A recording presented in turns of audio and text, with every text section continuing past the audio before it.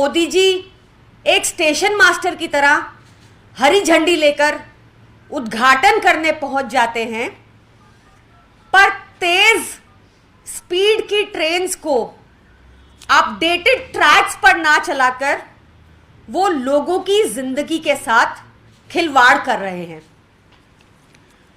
2023 के आधुनिक युग में हमने पहली बार देश में देखा कि 3 रेलगाड़ियां आपस में टकरा गई। आप कल्पना करके देखिए कि कितना दर्दनाक एक्सीडेंट था कि 130 किलोमीटर की स्पीड से 2 ट्रेन टकराती हैं और रेल की पटरी रेल के डब्बों को चीरती हुई ऊपर से निकल जाती है। हादसे के बाद भी हमने बहुत ही दर्दनाक फोटोज देखी। आप सबने देखा होगा एक रोते हुए पिता कैसे अपने बेटे को लाशों के बीच में ढूंढ रहे थे। एक और बहुत ही भयावह वीडियो देखा जिसमें लोगों को जानवरों की तरह, लाशों को जानवरों की तरह एक के ऊपर एक फेंका जा रहा था, जिससे यह दिखता है कि मोदी सरकार में there is no dignity in life and none in death.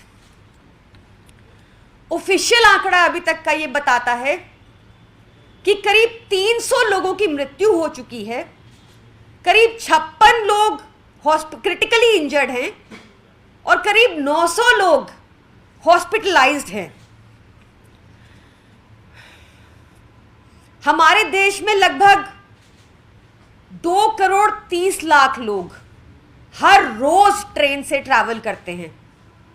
ये सब लोग अपनी टिकट के ऊपर करीब 60 पैसा एक्स्ट्रा देते हैं, जो इंश्योरेंस माना जाता है कि किसी एक्सीडेंट में अगर मृत्यु हो जाए तो मृतक को 10 लाख रुपया मिल जाए मुआवजा। तो क्या सरकार की जिम्मेदारी मुआवजा देकर, इंश्योरेंस रूपी मुआवजा देकर खत्म हो जाती है?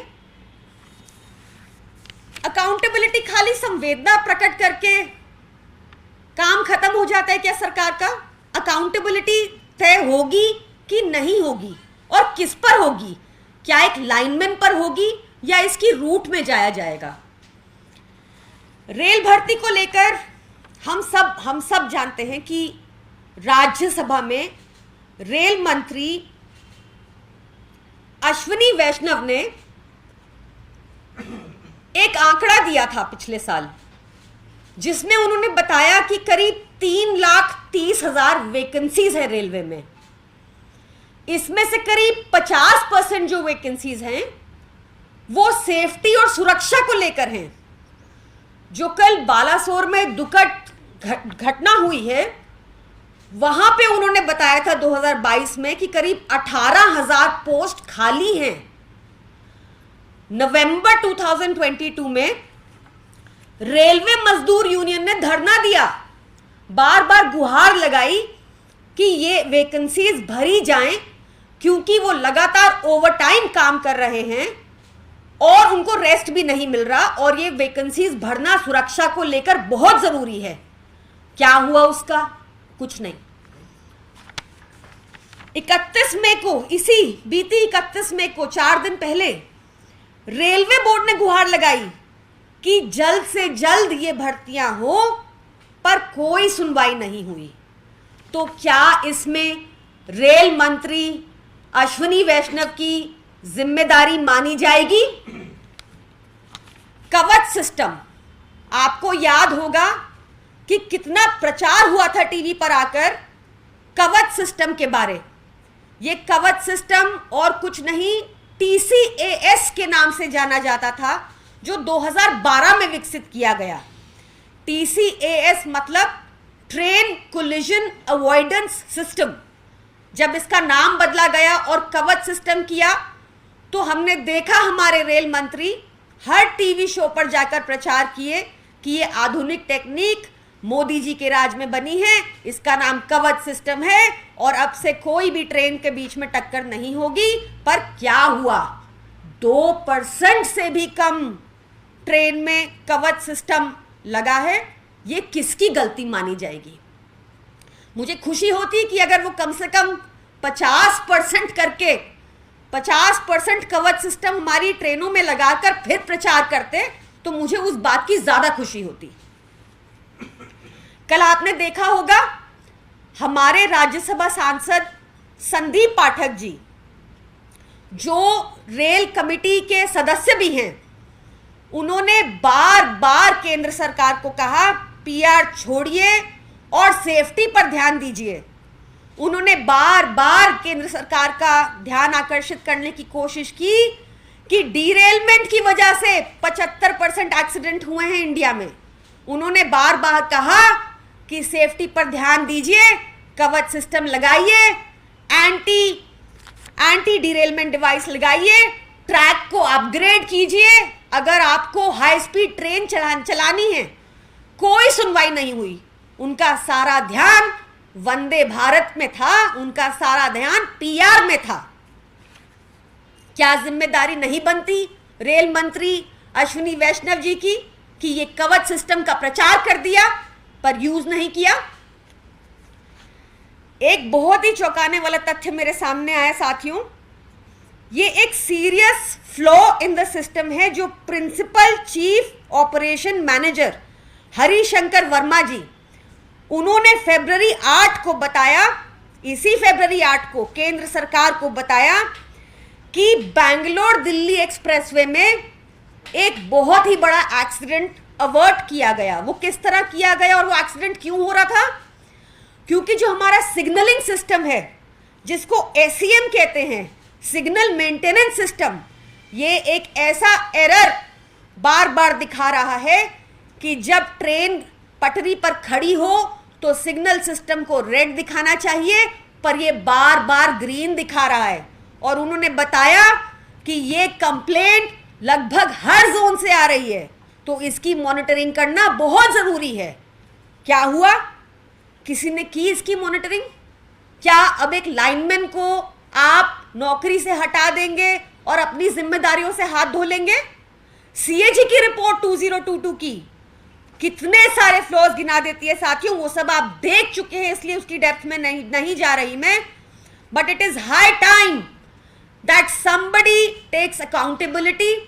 It is high time that we demand the resignation of the railway minister Ashwini Vaishnav, who is only a PR minister for the PR government.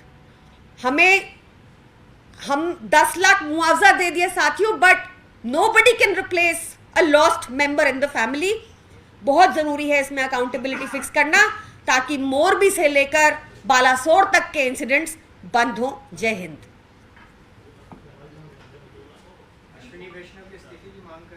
बिल्कुल कर रहे हैं, उनको खुद ही कर देना चाहिए नैतिकता के आधार पर। उनके सामने ये सब कुछ था, उनको बताया गया कि सिग्नल में फेलियर आ रहा है, हर जोन से कंप्लेन आ रही है, उनको बताया गया शॉर्टेज इन मैन पावर है। उन्होंने क्या किया इसको लेकर?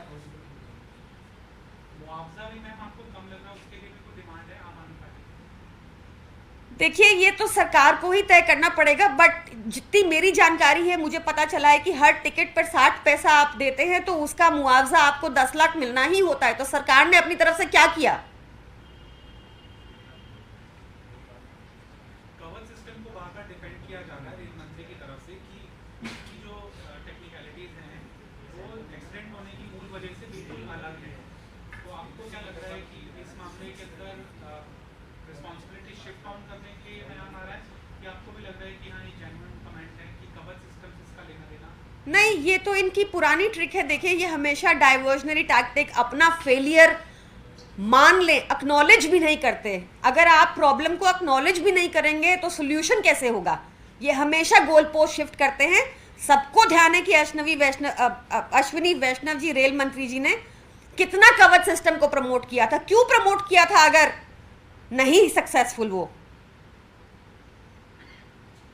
इसमें बीजेपी का ये कहना है कि जो इस्तीफे की मांग हो रही है, खासतौर पे कल भी शरद पवार ने भी कहा, लालू यादव जी ने भी कहा, कांग्रेस पार्टी ने, और अब आपने भी डिमांड की है।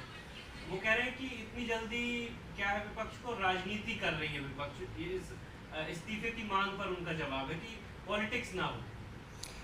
सबसे पहले तो अगर इस मुद्दे पर पॉलिटिक्स नहीं होगी तो that will be a grave injustice to the dead. So बहुत ज़रूरी है कि ये मांग हो और इसको पूरा किया जाए, क्योंकि he has been a monumental failure as a railway minister. और ये एक अवॉइडेबल एक्सीडेंट, एक अवॉइडेबल ट्रेजेडी थी। देश के इतिहास में पहली बार 3 ट्रेन टकराई हैं एक आधुनिक युग में, 2023 में। ये क्या दर्शाता है? मैम, आपसे पहले कांग्रेस पार्टी ने भी प्रेस कॉन्फ्रेंस की और वहाँ पे बताया गया कि रेलवे सेफ्टी कमेटी जो होती है, सेफ्टी बोर्ड जो है, वो जो इंडिपेंडेंट था 2018 में उसको एक ऑर्डिनेंस के माध्यम से उनकी Change शक्तियां किया एक तरह गया। से छीन ली गई जी। और उस पर कोई डिसीजन अब जो है वो नहीं ले सकता, जो क्योंकि पहले वो एविएशन मिनिस्ट्री के अंडर आता था। आपको लगता है कि इन सब चीज़ों की वजह से भी कहीं ना कहीं खासतौर पे सेफ्टी के मामले में कोई रिस्पॉन्सिबिलिटी तय नहीं हो पा रही है या कोई एक ठोस कदम नहीं उठा पा रही है, और रेलवे के पास में कोई इस तरीके की अब कोई एजेंसी नहीं बची है जो इसको लेकर के ठीक उनको गाइडेंस भी दे पाए? तो भी ये केंद्र सरकार की गलती है, क्योंकि उनके सारे प्रोजेक्ट्स ही ऐसे होते हैं कि they act before they think. तो अगर उनको चेंजेस करने थे तो उनके पूरे एसओपीज, रूल्स एंड ऑर्डर सब रेडी होना था। आप जीवन के साथ खिलवाड़ नहीं कर सकते, ये सेफ्टी के इश्यूज हैं। आप इंफ्रास्ट्रक्चर के साथ खिलवाड़ नहीं कर सकते। एक सवाल समझिए कि अश्विनी वैष्णव का ये कहना है कि इंटरलॉकिंग में चेंज की वजह से एक्सीडेंट हुआ है, तो जब तक पूरी जांच ना हो जाए उसको लेकर